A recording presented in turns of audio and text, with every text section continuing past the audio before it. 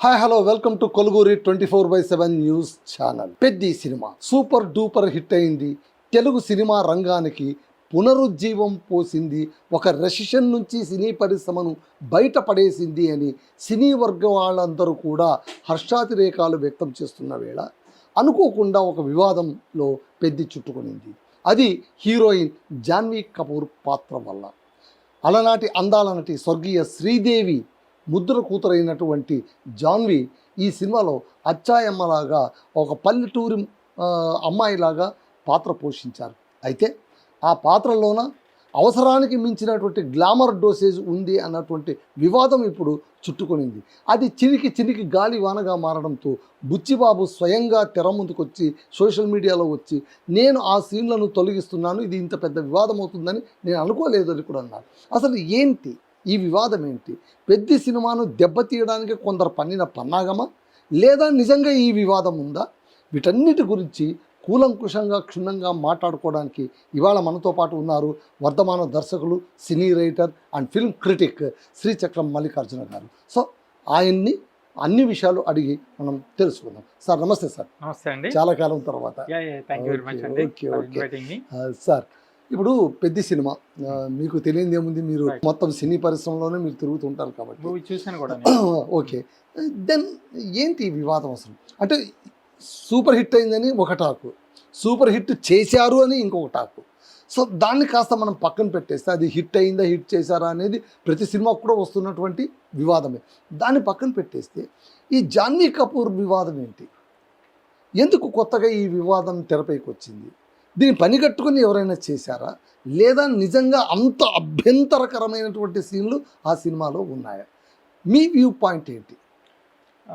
Thank you అండి for inviting మీ. నేను movie చూసిన వ్యక్తిని, అలాగే మనకి బయట ఏదైతే టాక్ నడుస్తుందో, ప్రాపగెండా జరిగిందో ఇవన్నీ కూడా నేను అబ్జర్వ్ చేస్తూ ఉన్నాను. మూవీ చూడకముందు అవి నా మీద ఎట్లా ఇన్ఫ్లుయెన్స్ అయ్యాయో అట్లాగే సామాన్య ప్రజల మీద కూడా ఇన్ఫ్లుయెన్స్ అవుతూ ఉంటాయి.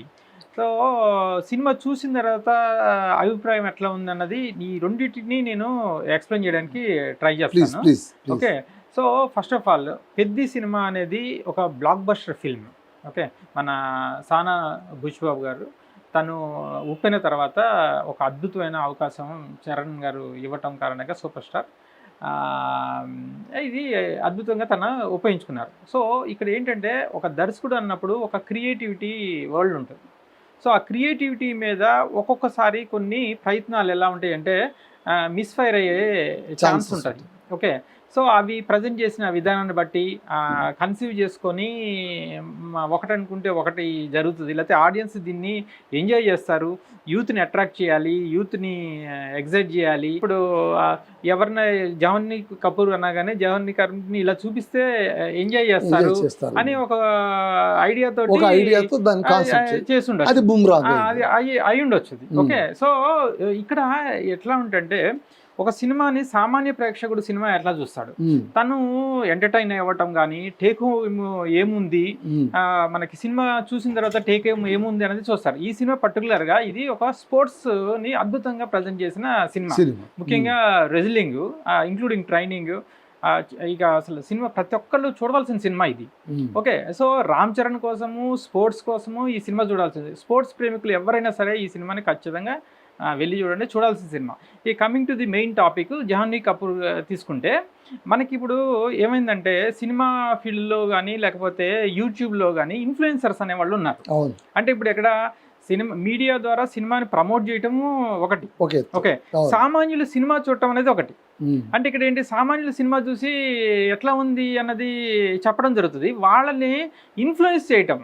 అంటే ఎలా చాలా బాగుంది అని ఇన్ఫ్లుయెన్సర్స్ ఎక్స్ప్రెస్ చేశారనుకోండి, వాళ్ళు కూడా ఆ కోణంలో ఆ పాయింట్స్ చూసుకొని ఇవన్నీ చాలా బాగున్నాయి అంటారు. ఫర్ ఎగ్జాంపుల్ స్పోర్ట్స్ అద్భుతంగా ఉన్నాయి, కన్నడ సూపర్ స్టార్ రాజ్ కుమార్ అసలు ఆయన యాప్ట్ ఆ రోల్ కి, ఇట్లా మనము రామ్ చరణ్ ట్రాన్స్ఫర్మేషన్ అదిరిపోయింది, వీళ్ళు మాట్లాడాం అనుకోండి, అవే మైండ్ లో ఉంటాయి మనకి, వాటి గురించి అవి ఎంజాయ్ చేస్తాం. అరే ఈ సినిమాలో ఇవి మనం చూడాల్సింది, స్పోర్ట్స్ చూడాలా, రామ్ చరణ్ ట్రాన్స్ఫర్మేషన్ చూడాలా, ఏవైతే క్రికెట్ చూపించారు, రెజ్లింగ్ చూపించారు, చివరికి పారా ఒలింపిక్ లో అది కాలు పోగొట్టుకుని కూడా రన్నింగ్ చేశాడు.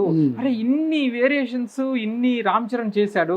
ఇట్లాంటి 3 స్పోర్ట్స్ని ఒక డైరెక్టర్ కన్సీవ్ చేసుకొని ఒక 3 గంటల సినిమాల్లో ఇవన్నీ పెట్టి ఒక అద్భుతంగా డెలివరీ చేశారు అనేది చెప్తే ఏమవుతుందంటే ఆ దృష్టితో మనం చూడటం జరుగుతుంది సామాన్య ప్రేక్షకుడు. అద్భుతంగా అనిపిస్తుంది.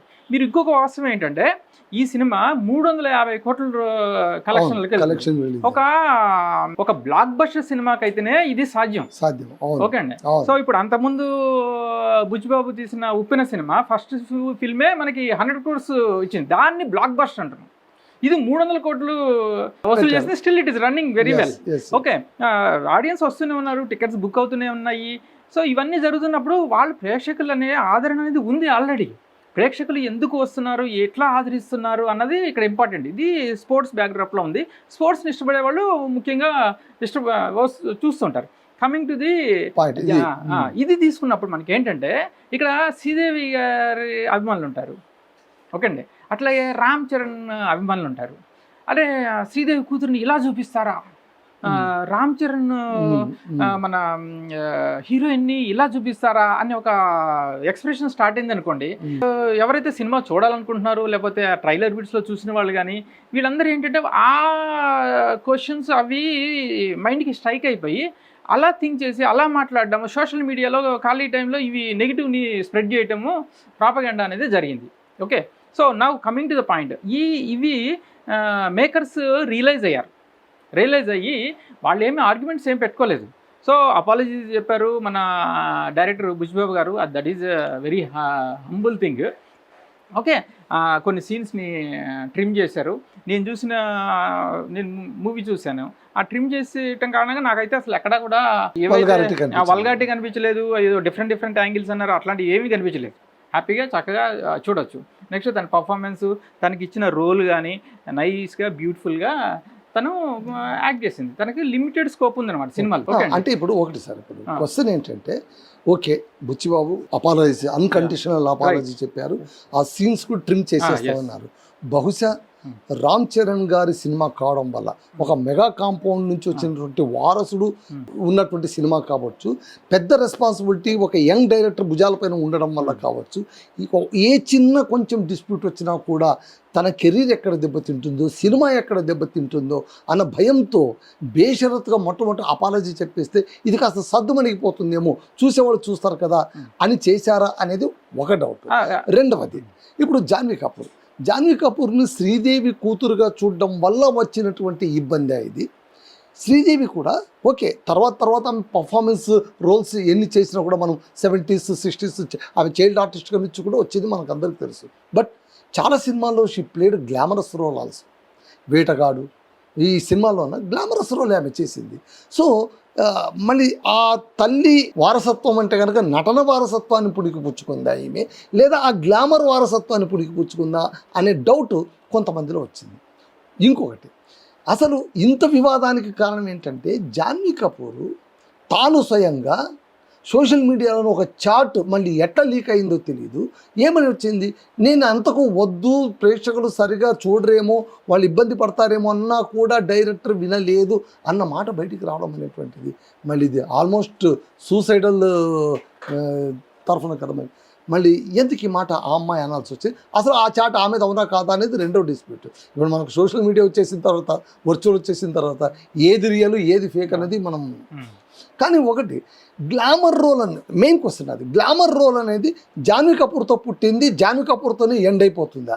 ఇంతకుముందు లేవా? తెలుగు సినిమా అంత అత్యద్భుతంగా హీరోయిన్లను హీరోతో పాటు ఎలివేట్ చేసిన సందర్భాలు కనీసం ఏమైనా మనకు వేళ్లపైన లెక్క పెట్టుకునే సినిమాలైనా ఉన్నాయా? మనము స్టెప్ బై స్టెప్ వద్దామండి. ఇప్పుడు మనకి బుచ్చిబాబు గారి గురించి అన్నారు. బుచ్చిబాబు గారు అపాలజైజ్ చేశారు అన్కండిషనల్గా, ఇది బెస్ట్ సర్దుమని పోయిపోతే మిగతాదంతా జనాలు చూస్తారు అని. అది అతని స్వభావం, మనస్తత్వం. మీరు అదే అర్జున్ రెడ్డి సినిమాకి తనని క్వశ్చన్లు పడ్డాయి. ఓకే అండి.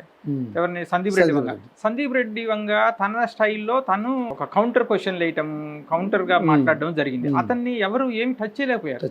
ఓకే, ఇతను సాఫ్ట్ గా ఉంటారు. సో ఈయన దీనికి తగ్గట్టుగా, ఈయన మనస్తత్వం తగ్గట్టుగా ఈయన రియాక్టెడ్. మనకి అల్టిమేట్ గా ఏంటంటే కన్విన్సింగ్ ఆన్సర్ అనేది కావాలి.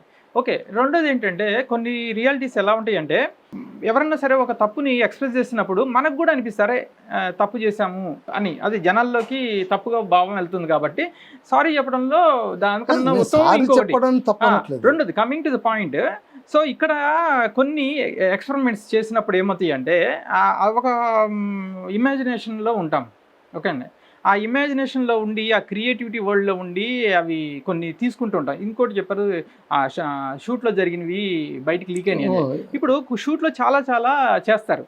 అవి షూట్ అని చాట్ లో ఉన్నవన్నీ బయటకు వచ్చాయి. అదే ఇప్పుడు షూట్లో జరిగిన తర్వాత స్టార్ట్ చేస్తారు. ఇప్పుడు షూట్లో కొన్ని తీస్తూ ఉంటారు షార్ట్స్, అవి కొన్ని ఎడిట్ టేబుల్లోనూ ట్రిమ్ అయిపోతాయి. నెక్స్ట్ మనకి సెన్సార్ దగ్గర ట్రిమ్ అయిపోతాయి. ఓకే, ఇన్ని స్టెప్స్ ఉంటాయి. ఏమైనా సరే మనం షూట్ చేసినా కానీ అవి ఎవరో ఒకరు ఏదో ఒక సందర్భంలో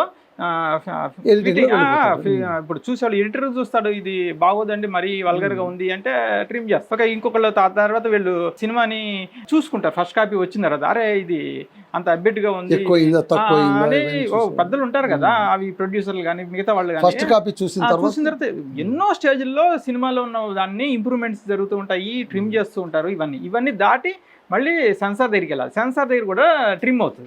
ఓకే అండి, ఇన్ని స్టెప్స్ దాటిన తర్వాత కూడా ఇక్కడ నేను నోటీస్ చేసింది ఏంటంటే, ఆయన ముఖ్యంగా ఏవైతే బిట్స్ ఉన్నాయో అంటే ఒక డిఫరెంట్ కెమెరా యాంగిల్ గట్టిగా ఆబ్జెక్టిఫై చేసి అమ్మాయిని సెక్సీగా ఇట్లా చూపించే ఏవైతే ఉన్నాయో అవి ఎక్కువ ట్రైలర్ బిట్స్లో పడ్డాయి. సో ఆ ట్రైలర్ బిట్స్ లో, ట్రైలర్ అందరికి అందుబాటులో ఉంటారు కదా, దాంట్లో ట్రైలర్ లోంచి బిట్స్ తీసేసి వాళ్ళు వీడియోస్, ఇన్ఫ్లుయెన్సర్స్ వీడియోస్ చేసి వాటిని ప్రాపగండా చేశారు. సినిమాలో అంతా ఈ అమ్మాయి ఇట్లాగే కనిపిస్తుందేమో అన్న ఫీలింగ్ తెప్పిస్తారు మనకి. సినిమాలో అమ్మాయి అట్లా మనకి అనిపించదు, ఆమె క్యారెక్టరైజేషన్ ఆమె అట్లా వెళ్తుంది.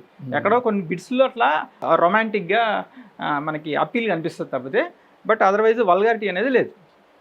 సార్ ఇప్పుడు ఓకే వల్గారిటీ లేదు అని, కాకపోతే ఒకటైతే నిజం, heroine phenomena in entire story plot అనేటువంటిది తెలుగు సినిమాని తీసుకోండి, నాట్ ఓన్లీ పెద్ది, మీరు ఎంటైర్ సినిమాని తీసుకున్నప్పుడు తెలుగు సినిమా కథలోన హీరోయిన్ పాత్ర అనేటువంటిది రాను డిమినిష్ అయిపోయి కేవలం గ్లామర్కే పరిమితమైపోయిందన్న విమర్శను మీరు ఎలా చూస్తారు? ఒక ఫేజ్ లో మనం వింటున్నాం, ఒక 10 years బ్యాక్ కూడా మనం విన్నాము. ఎంతసేపు కూడా హీరో ఓరియంటెడ్ సినిమాలు తీస్తున్నారు, వీళ్ళు హీరోయిన్లు ఉన్నారంటే ఒక సాంగ్స్ కోసం అని చెప్పేసి. అలాగే ఇంత ముందు మీరు మాట్లాడుతూ ఇంకోటి కూడా చెప్పారు, ఇట్లా ఆబ్జెక్టిఫై గా చూపించినవి ఇంత ముందు గతంలో లేవా, ఇట్లా శృంగార పరంగా కూడా హీరోయిన్లు చూపించారు, అప్పుడు అబ్జెక్ట్ చేయలేదు, ఇప్పుడు ఎందుకు చేస్తున్నారు అన్నది. ఓకే, ఇప్పుడు ఎలా ఉంటుందంటే అండి, మీకు ఏదన్నా సరే ఒక ప్రజెంట్ చేసేటప్పుడు ఆ ప్రజెంట్ చేసిన విధానము చిన్న స్లైట్ డిఫరెన్స్ లో దాని మీనింగ్ మారిపోతుంది అనమాట. అంటే అది దాంట్లో ఒక ఇప్పుడు మనకి రాఘవేంద్ర గారు ఉన్నారు, ఆయన ఒక సాంగ్ ఉందంటే బొడ్డు మీద యాపిల్ కానీ లేకపోతే ఫ్రూట్స్ ఇవన్నీ వేస్తారు, అది ఆయన అందులో మాస్టర్ అయ్యారు, ఆయన చేస్తూ ఉంటే యాక్సెప్ట్ చేస్తుండేవాడు. ఓకే అండి, సో అది తేడా కొట్టేస్తుంది. అంటే ఓకే చూపించే విధానంలో కూడా తేడా. ఎగ్జాక్ట్లీ. అలాగే కె విశ్వనాథ్ గారు కూడా శృంగారాన్ని చూపించిన విధానం, ఇప్పుడు బాత్రూమ్ లో సీన్స్ చూపించారు. మనకు స్వాతిముత్యం సినిమాలోనే దీపిక వీపు తోమడం అనేటువంటిది హీరో వచ్చి అది అందరూ భూత్ అనుకునే ప్రమాదం కూడా ఉండేది. సో ఇట్లా ఏంటంటే మనము ఆ బ్యాక్గ్రౌండ్ స్కోర్ కానీ, ఆ భావం కానీ, ఆ పర్ఫార్మెన్స్ కానీ, ఆ కెమెరా చూపించే విధానంతో ఎట్లా ఉంటుంది. ఇప్పుడు మన టెంపుల్స్ మీద ఇవి ఉన్నాయి, మరి ఇప్పుడు అక్కడే కూర్చొని నినాదాలు చేసి అక్కడ అబ్జెక్ట్ చేస్తూ ఈ టెంపుల్ మీద ఇవి ఉండకూడదు, దీన్ని కొలగొట్టేసండి అని చెప్పి ఎవడు అనట్లేదు కదా.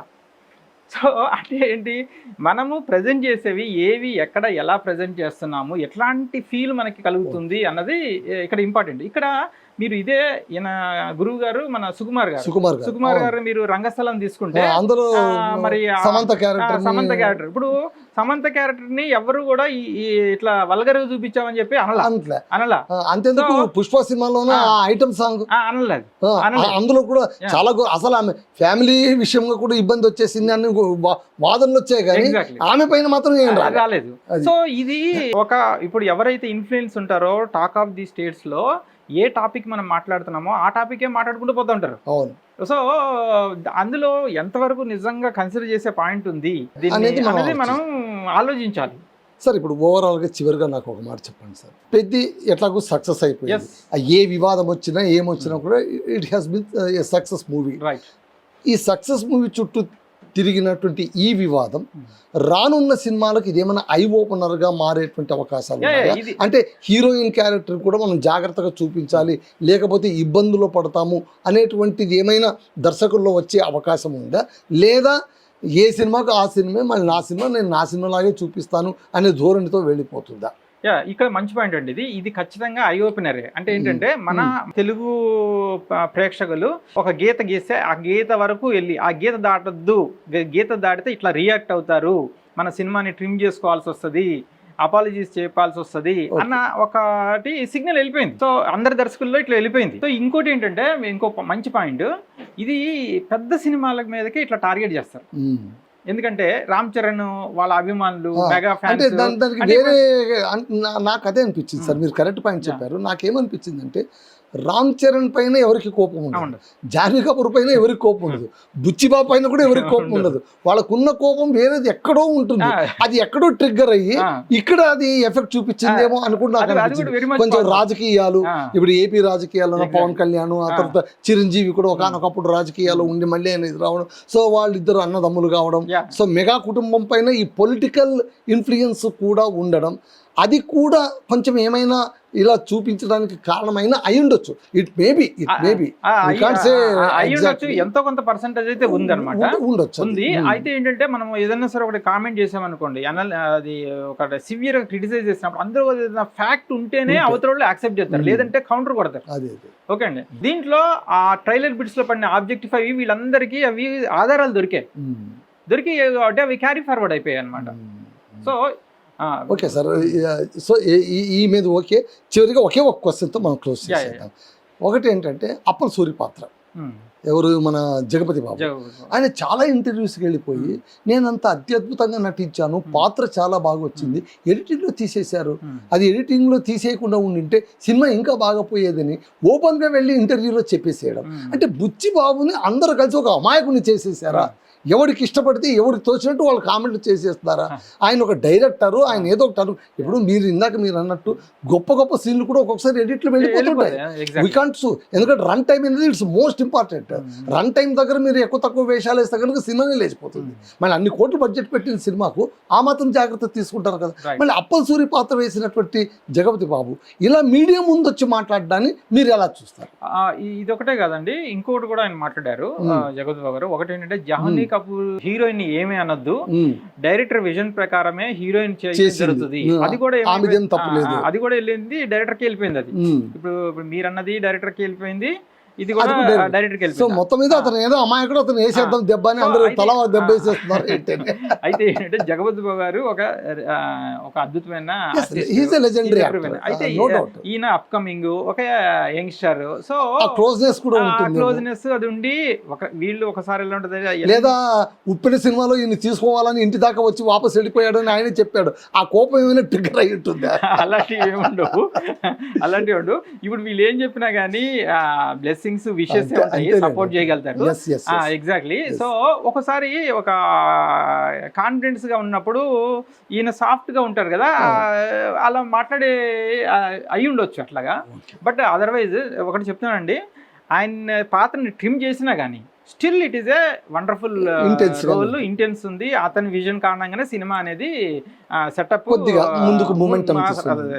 ముందుకెళ్ళటం కానీ ఆయన విజన్ కోసం, ఆయన కోరిక కోసమే చివరికి ఆ రైల్వే స్టేషన్ తీసుకొచ్చి అప్పల వాళ్ళని చెప్పేసి దానికి ఆ ఊరు పేరు పెడతారు. సో అంత ఇంపార్టెంట్ రోల్ ఆయన చేశారు. స్టిల్ ఐఎమ్ సేయింగ్ ఆయన చనిపోయే పాత్ర, ఆయన కళ్ళు తేలేసి చనిపోయే విధానము ఒక అద్భుతంగా చేశారు. సో జగపతి బాబు గారు అట్లా మాట్లాడి అంటే ఓకే, ఇంకా బ్లెస్సింగ్స్ లా తీసుకోవాలి అంతే. మనం దాని గురించి ఎక్కువ ఏం మాట్లాడలేము. Okay, thank you very much అండి. సో అదండి, చూశారు కదా, పెద్ద సినిమా పెద్ద వివాదంలో చిక్కు మాట్లాడుకున్నాం. ఓకే, సినిమా అయితే సక్సెస్ అయిపోయింది, చూసేవాళ్ళు చూసేస్తున్నారు, కామెంట్లు చేసేవాళ్ళు చేసేస్తున్నారు. బట్ కొన్ని విషయాలు మనం అప్పుడప్పుడు మాట్లాడుకుంటూ ఉండడం కూడా ఆరోగ్యానికి మంచిది. కాబట్టి ఈ వివాదంతోనైనా తెలుగు సినీ హీరోయిన్ పరిస్థితి బాగుపడుతుందని మనం ఆశిద్దాం. Thank you all.